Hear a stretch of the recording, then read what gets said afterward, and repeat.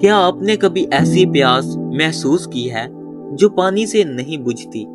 کیا آپ کی روح نے کبھی خدا کو ایسے ڈھونڈا جیسے صحرا میں مسافر پانی ڈھونڈتا ہے؟ زبور نمبر 63 وہ دعا ہے جو داؤد نبی نے بیابان میں کی جب وہ اکیلے تھے، دشمنوں سے گھرے ہوئے تھے، لیکن ان کا دل خدا کے حضور جھکا ہوا تھا۔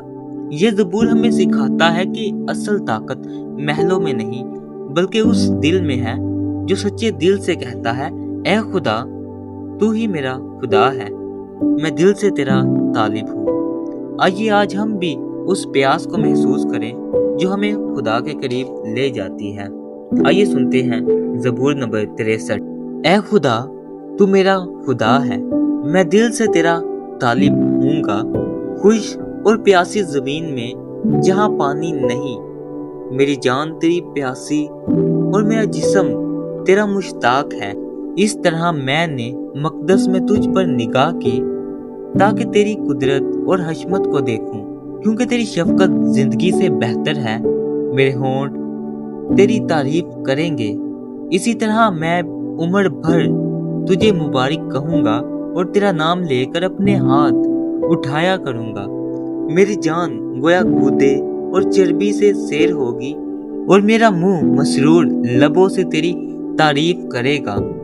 جب میں بستر پر تجھے یاد کروں گا اور رات کے ایک ایک پہر میں تجھ پر دھیان کروں گا، اس لیے کہ تو میرا مددگار رہا ہے اور میں تیرے پروں کے سایہ میں خوشی مناؤں گا۔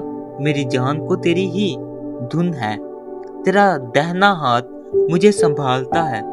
پر جو میری جان کی ہلاکت کے در پہ ہیں وہ زمین کے اسفل میں چلے جائیں گے، وہ تلوار کے حوالہ ہوں گے، وہ گدڑوں کا لقمہ بنیں گے۔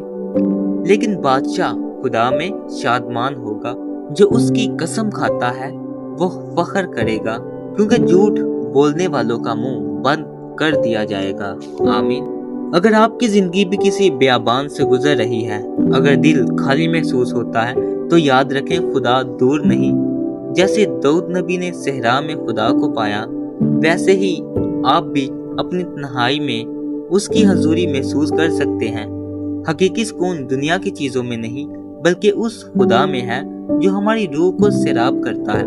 اور یاد رکھیں یسوع مسیح وہ زندہ پانی ہے جو کبھی ختم نہیں ہوتا۔ اگر یہ پیغام آپ کے دل کو چھو گیا ہے تو ویڈیو کو لائک کریں، شیئر کریں اور کلام خدا کو سبسکرائب کریں۔ خدا آپ سب کو برکت دے۔